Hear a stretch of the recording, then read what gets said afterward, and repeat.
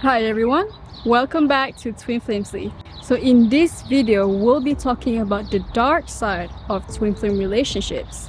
Yes, I know, twin flame relationships are supposed to be beautiful, but it's not going to always be rainbows and sunshines. There are negative sides in a twin flame relationship.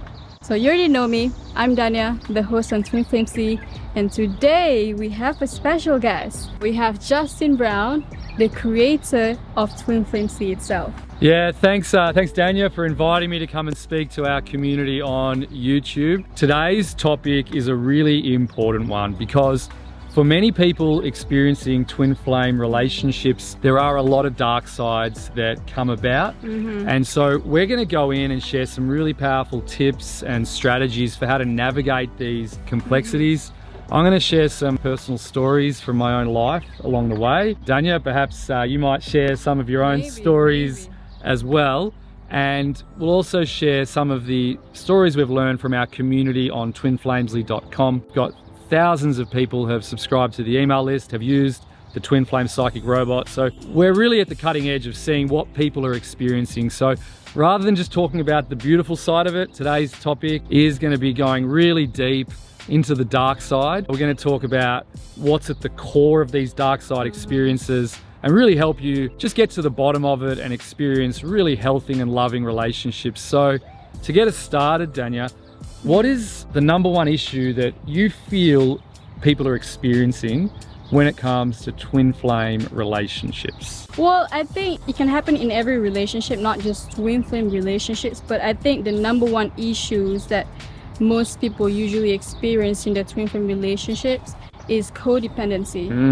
Because, like as we already know, twin flames are basically one soul split in half. So we're them, they're us, something like that along the way, mirror soul, contract us, whatever. Because of that, I feel like it somehow makes, twin flames feel like their world revolves around their twin flame. Yeah. Because, the twin flame is supposed to be basically the same person as themselves. You've described that perfectly, Dania, and that's my own experience as well in so many relationships. When you've got that deep belief that you're looking for your soulmate, the other half of your soul, the twin flame, that person that finally completes you, when you get into a relationship with someone and you really start to feel excited by what's going on, you feel like this person could be that twin flame, that person that's going to help me move through life in such a powerful way. Codependency is one of the most common relationship issues to creep in. But it's not just for the people pursuing twin flame relationships, it's for all of us in all of our relationships. Codependency comes when we feel like we can't be happy without that partner by our side. When we feel like we can't fulfill our own needs in this life. When we've got that belief system deeply embedded in us from the very beginning, it's very difficult to experience a healthy and a loving relationship. People that are on the twin flame journey that are really looking to live by the principle of reuniting with the other half of your soul, it's a very common trap to fall into. So what you need to do is to first and foremost establish a number of practices in your life around self-love. And I know, Dania, you just wrote a really good article on Twin Flamesly about self-love. The reason self-love is so powerful is because you start to learn that you are able to fulfill your own needs in life. You don't need your partner to complete you. You can show up and be whole and complete on your own. When you're able to do that, that's when your aura really shifts at a very deep level. That's when your charisma increases. That's when you can experience much more healthy and dynamic personal relationships. So Dania, I want to ask you, I know you've just published this article today. There's a link in the description below, so we would love you to check it out. What would you say are some really core self-love practices that people can engage in to address the issue of codependency in twin flame relationships? Well, I guess it depends on the individual. I'm gonna be honest, I had a very low self-esteem before I stepped into my previous relationship, during the relationship, and especially after, during the breakup. I felt like I relied on him too much, I depended on him too much, that my happiness basically revolved around him. And I was anxious the whole time because I would constantly require his validation or, reassurance, just to keep me, feel like assured and secure in the relationship, because I guess deep down I was not, happy with myself. I didn't love myself enough. But after I got through the breakup, after some time of healing, I've realized that if I can't be happy being on my own, or, just loving myself, if I don't love myself, how can I be happy in a relationship? So as you say, based on your questions, what are the practices that people can do to practice self-love? Like I said, it depends on the individual. Maybe you could read book on self-love, everything self-love, listen to podcasts, or meditate, because meditate is supposed to help you get into your feelings and just listen to your thoughts, like feel your emotions. But I don't like to do any of those things. I can't meditate because I just can't meditate, and I don't like to read books. I don't listen to podcasts. So one thing that I did, and one thing that I've still been doing, is scrolling to TikTok, because it's social media platform, right? Like, how can it be beneficial to improving your self-love? But no, there are many great content on not just TikTok, but I guess other social media platforms as well, as long as you follow the right creators, not the nonsense ones. So yeah, I've just been looking at contents on why it's important for you to love yourself and what you can do. Read affirmations, daily affirmations, just to make you feel good about yourself. And you can't just simply read the affirmations daily and not feel it. When you say something, when you say an affirmation, you have to feel it. I think one of the most popular affirmations on TikTok right now is "I don't chase, I attract." Oh, have you heard of it? Well, No. Not on TikTok. I haven't seen it or anything. We're probably betraying our generational differences right now when you're like, I don't read, I don't listen to podcasts, I'm not meditating, I'm going straight to TikTok, right? So I'm learning something with all of you guys as well. So is that like a trend on TikTok at the moment? There are many different affirmations on TikTok, but like I said, like the most used ones are "I don't chase, I attract." Okay. So yes, you can say, I love that. I attract, I didn't need to chase a guy. I attract a guy, but you can't just say it without feeling it, because it will be pointless. So that's really cool. So to adapt that for the twin flame experience, you could say something like, I don't chase my twin flame, I attract my twin flame. So you could go to TikTok and search for self-love, right? That's what you bring up, figure out who to follow. What I like about that is that you're using social media platforms intentionally. I reckon that's really important, because we live in this day and age with so much social media everywhere, and we're being turned into passive consumers of content. Guilty. Yeah, the algorithms are turning us into that. They figure out what we're into, and they just keep on serving us up more and more content based on what we've previously engaged with. So it requires consciousness, focus, intentionality to break those habits and to use these platforms in a much healthier way. So that's a really good way to use TikTok, and you could use that for any of the platforms to seek out content around self-love, to address this issue around codependency in twin flame relationships. Dania, is there another issue, trend, or theme that you're finding in our community as they embark upon twin flame relationships? Self-love in general can also somehow affect the chaser dynamic pool in twin flame relationship, because if we don't love ourselves enough, we tend to chase after someone, and then when you chase something, it will run. So when you love yourself enough, you don't feel the need to chase or attract or do something just to make someone choose you. If they don't choose you, then okay, whatever, and you just move on to the next person.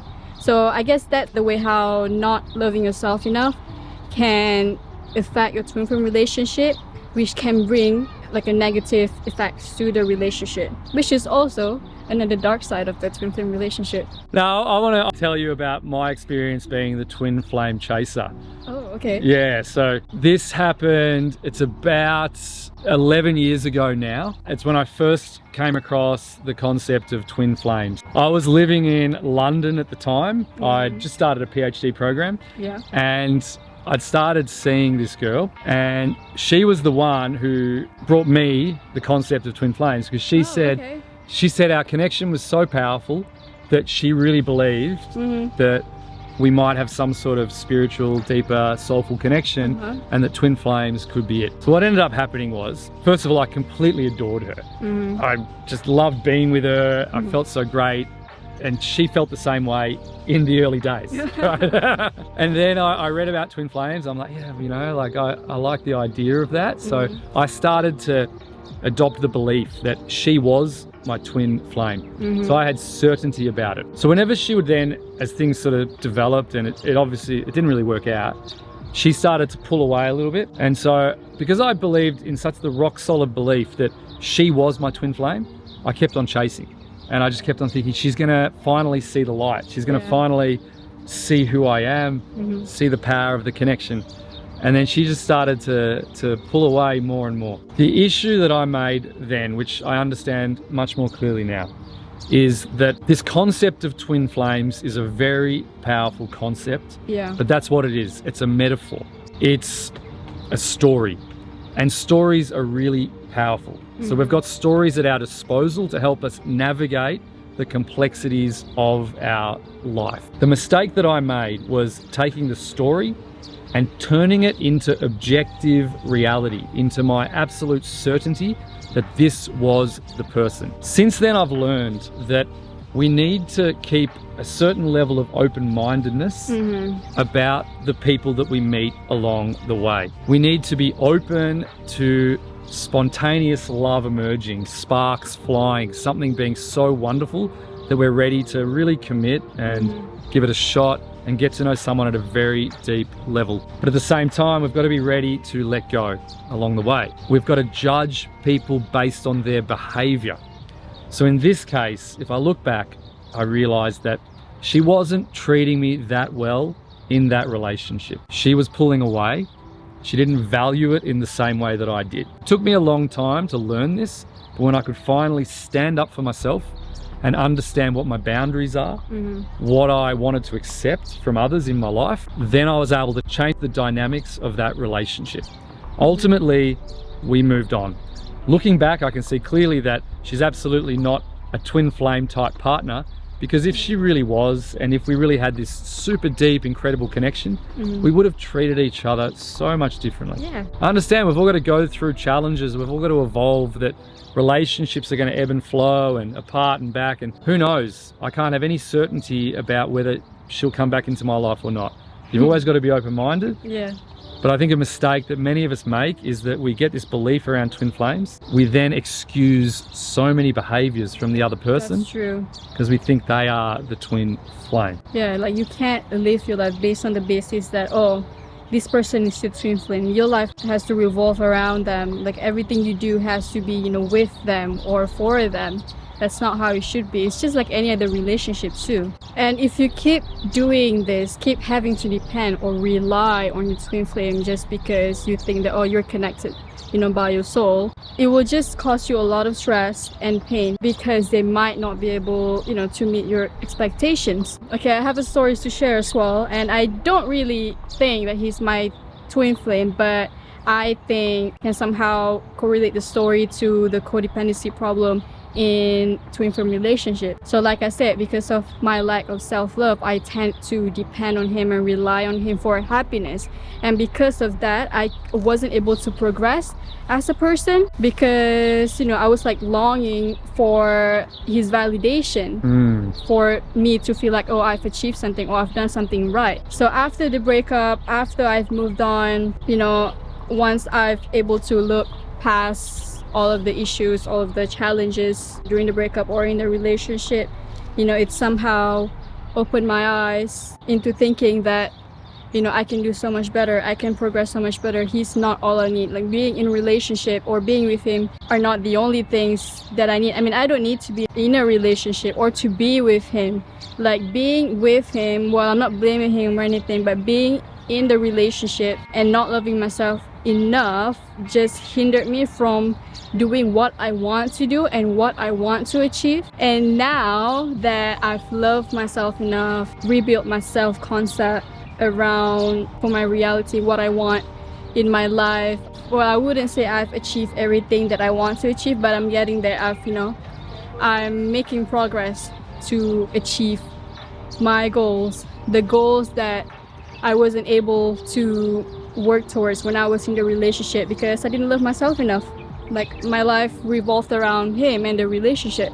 I guess that's another dark side of codependency in a twin flame relationship. If you rely on your twin flame, on everything, on anything really, I mean, whether you realize it or not, you can't progress in your life because you'll just be stuck there, constantly wanting their validation and reassurance and whatnot.